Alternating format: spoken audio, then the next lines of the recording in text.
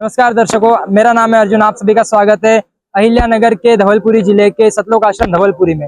आज हम यहाँ पे आए हुए हैं, जैसे कि आपने सोशल मीडिया के माध्यम से सुना होगा, साथ ही साथ में जो संत रामपाल जी महाराज जी के अनुयायी है उनके द्वारा प्रचार किया गया था और जो मीडिया के द्वारा बताई गई तैयारियों के आपने वीडियोस भी देखे होंगे कि किस जोरों शोरों से यहाँ पे समागम की तैयारियां की जा रही है। तो आज का पहला दिन है समागम का, 9 तारीख है आज की। आज हम पहुंच चुके हैं सतलोक आश्रम धवलपुरी के मेन गेट के पास में। आश्रम के अंदर जाने वाले हैं, कैसी व्यवस्थाएं होंगी, क्या क्या तैयारियां हो चुकी है, कितनी संगत आ चुकी है और कौन कौन से लोग आ रहे हैं, सारी बातें आपको दिखाएंगे। बनाए रहे हमारे साथ। तो थोड़ा सा अगर आगे आते हैं तो यहाँ पे आपको ये मेन एंट्रेंस गेट आपको दिखाई देगा, जो आश्रम के अंदर जाने का मेन गेट है। बहुत ही सुंदर तरीके से सजाया गया है। उससे भी पहले जितने भी लोग यहाँ पे आ रहे हैं, 2 व्हीलर से आ सकते हैं, 4 व्हीलर से आ सकते हैं, तो उनके लिए यहाँ पे पार्किंग की व्यवस्था की गई है। आप देख सकते हो कितनी सुंदर तरीके से यहाँ पे पार्किंग की व्यवस्था की गई है। 2 व्हीलर्स यहाँ पे रखाई जा रही है, साथ ही साथ में 4 व्हीलर्स का भी पूरा मैनेजमेंट है और एक अच्छा खासा स्पेस जो हमको देखने को मिल रहा है वो यहाँ पे रखा गया है। मतलब कहा यह जा रहा था कि लाखों की मात्रा में लोग आ सकते हैं, ऐसे समय में बहुत बड़ी दुविधा हो जाती है अगर पार्किंग की व्यवस्था ना हो।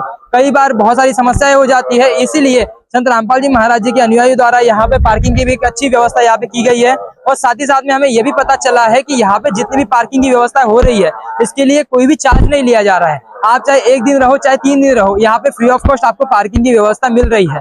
और दूसरा एक प्लेस ऑफ अट्रैक्शन हम कह सकते हैं, ये मेन एंट्रेंस गेट इतना सुंदर तरीके से सजाया गया है दर्शकों, इतना सुंदर कि आप देख सकते हो फूल। और यहाँ पे संत रामपाल जी महाराज जी और कबीर परमेश्वर जी का जो स्वरूप है, ये सभी लोगों को आकर्षित करता है कि हम आश्रम के अंदर जरूर जाए।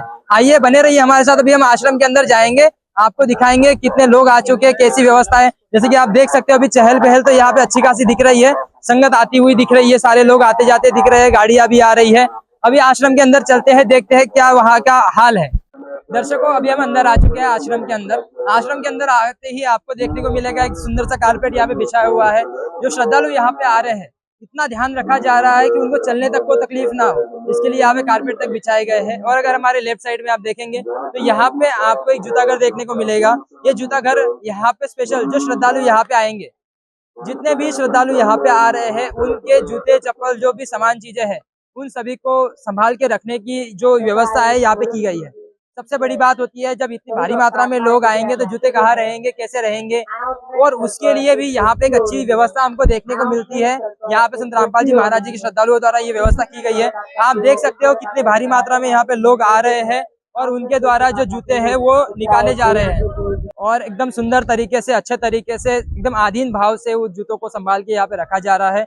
ये बहुत एक अच्छा प्रतीक हमको देखने को मिल रहा है कि इतना अच्छा व्यवस्थापन यहाँ पे हो रहा है। अभी हम आगे जाएंगे, आगे भी देखेंगे कैसा आश्रम है, क्या व्यवस्थाएं है। अभी आप अगर इस साइड में देख पा रहे हो तो बहुत ही अच्छे बैनर फ्लेक्स यहाँ पे लगाए गए हैं, जो कि मराठी में है, नेटिव लैंग्वेज है। यहाँ पे जो हुंडा मुक्त, दहेज मुक्त कह सकते हैं, या फिर जो भी संत रामपाल जी महाराज जी के द्वारा समाज कार्य होते हैं उनके बारे उनको एक प्रदर्शित करता हुआ जो बैनर फ्लेक्स है हमको यहाँ पे देखने को मिलते हैं। और ये जो बैनर आप देख पा रहे हो तो ये जो इंडिया और नेपाल मिलके जो 12-13 आश्रम संत रामपाल जी महाराज जी के द्वारा अभी हो चुके हैं, तो उनके अंदर जो समागम मनाए जाते हैं, जो आश्रम्स है, उनका यहाँ पे एक पिक्चर हमको देखने को मिल रहा है, जिसके अंदर आप देख सकते हो सतलोक आश्रम, श्री धनाना धाम और भिवानी जैसे, और पंजाब के अंदर जो धुरी का आश्रम है, वो सारे आश्रमों की लिस्टिंग यहाँ पे की गई है। अभी हम और आगे चलेंगे, आपको दिखाएंगे और क्या क्या इस आश्रम के अंदर और क्या क्या इस समागम के अंदर खास है। आश्रम के अंदर अभी हम आ चुके हैं, थोड़ा सा जूता घर से आगे आते हैं तो यहाँ पे आपको देखने को मिलेगा कि यहाँ पे जो है एक प्रणाम स्थल है, दूसरी साइड में पुस्तकालय है और तीसरी साइड में जो है शंका समाधान और जो अन्य जो व्यवस्था है वो वहाँ पे की गई है। पुस्तकालय और जो प्रणाम स्थल है उसका महत्व यह है कि जो संत रामपाल जी महाराज जी के अनुयायी है और जो श्रद्धालु यहाँ पे आते हैं, वो यहाँ पे आने के बाद दंडवत एक साष्टांग प्रणाम संत रामपाल जी महाराज जी के और कबीर परमेश्वर जी के स्वरूप के आगे करते हैं। एक आधुनिक का ये प्रतीक हमको देखने को मिलता है। दूसरा जो पुस्तकालय है, संत रामपाल जी महाराज आप जैसे जानते हैं कि उनके द्वारा लिखित जो पुस्तक है, ये सोशल मीडिया के ऊपर बहुत ही ज्यादा हमें वायरल देखने को मिलती है और बहुत ज्यादा लोकप्रिय भी हो चुकी है। हर घर के व्यक्ति के पास ये पुस्तक हमें देखने को मिलेगी। जीने की राह, ज्ञान गंगा जैसी जो बुक है वो बहुत फेमस है उनकी। तो उनके द्वारा जो लिखित पुस्तकें हैं, उन सभी का संग्रह हमें उस पुस्तकालय में देखने को मिलता है। और उसके बाजू में जो शंका समाधान है, तो संत रामपाल जी महाराज जी के ज्ञान से रिलेटेड जो सारी चीजें हैं वो वहाँ पे बताई जाती है। और उसके आगे हम थोड़ा और आगे जाएंगे, अगर आप देख पाओ तो यहाँ पे फ्लेक्स भी लगाए गए हैं, श्रद्धालु भी है और साथ ही साथ में एक अच्छी खासी चहल पहल हमको पहले दिन के लिए देखने को मिल रही है। अभी इसके बाद हम आगे जाएंगे, आगे आपको भंडार घर दिखाएंगे कि भंडारे की व्यवस्था कैसी हो रही है। देसी घी का भंडारा, इस तरीके से कहा गया था कि देसी घी का भंडारा होगा तो क्या वैसा है, 24 घंटे का भंडारा होगा तो कैसा मैनेजमेंट वहां पे हो रहा है, ये सारी बातें आपको दिखाएंगे, बने रहिए हमारे साथ। आश्रम के अंदर आ चुके हैं, ये जो सेंटर पॉइंट है आश्रम का, यहाँ पे आप देख सकते हो भारी मात्रा में संगत देखने को मिल रही है। लोग आते जाते दिखाई दे रहे हैं सारे लोग। फिलहाल जो लोग थे वो आ भी रहे हैं, कोई लोग हैं जो अन्य सेवाओं के लिए या जो कार्यों के लिए यहाँ एक अच्छी खासी चहल हमको यहाँ पे देखने को मिल रही है। अभी हम भंडार घर में भी जाएंगे, कैसी व्यवस्था है, कितने लोग आ रहे हैं, भंडारा हो रहा है नहीं हो रहा है, कैसा है, सारी व्यवस्थाएं आपको दिखाएंगे। दर्शकों अभी हम भंडार घर के अंदर आ चुके हैं, जैसे आप देख सकते हो पीछे का पूरा माहौल है। यहाँ पे सारे श्रद्धालु जो है भंडारा कर रहे हैं, कुछ उनको परोस रहे हैं। बहुत ही खुशनुमा माहौल हमको देखने को मिल रहा है यहाँ पे। और एक मेन चीज यहाँ पे फोकस करने जैसी ये है कि यहाँ पे स्वच्छता का भी बहुत अच्छा ध्यान रखा गया है। बहुत प्यार से लोग यहाँ पे भंडारा कर रहे हैं। और मेन चीज है कि महाराष्ट्र के अंदर है, महाराष्ट्र के अंदर कई बार हमें थोड़ा सा गांव जैसे एरिया में है, यहाँ पे caste discrimination kind of the चीजें हमें देखने को मिलती है।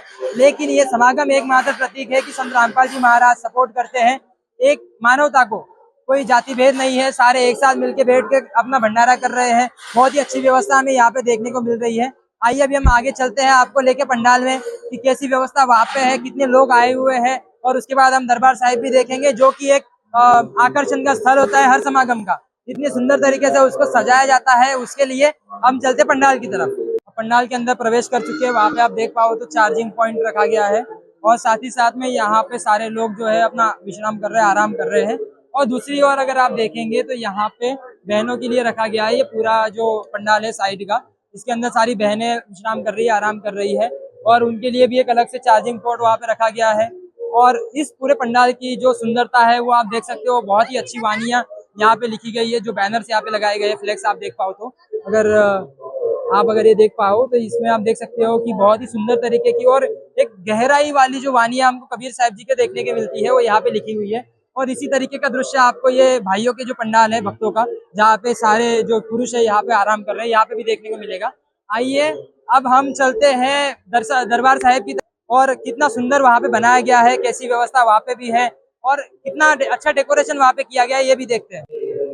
दर्शकों अभी जैसे आपको कहा गया था कि सतलोक आश्रम की सबसे आकर्षक जो जगह होती है वो होती है दरबार साहिब। इतना पवित्र स्थान इसे माना जाता है और साथ ही साथ में इतना सुंदरता के साथ इसे सजाया जाता है। जो अभी हम यहाँ पे खड़े हैं, आप देख सकते हो मेरे पीछे ये दरबार साहिब है।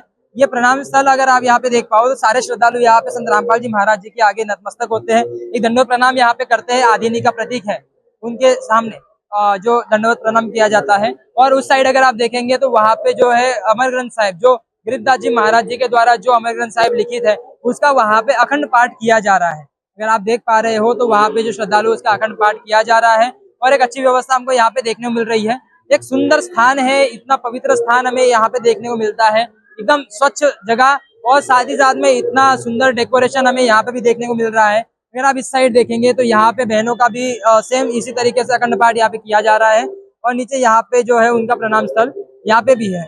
इस तरीके की व्यवस्था हमें जो समागम यहाँ पे हो रहा है, इस समागम के अंदर देखने को मिल रही है। दर्शकों ये आज का पहला दिन है और आज के पहले दिन में हमने आपको सारी व्यवस्थाएं दिखाई है, किस तरीके से यहाँ पे व्यवस्था हो रही है। पूरा भंडारे का आपको दिखाया कि भंडारा किस तरीके से चल रहा है, लोग कैसे आ रहे हैं और इतनी भारी मात्रा में जो भीड़ आ रही है।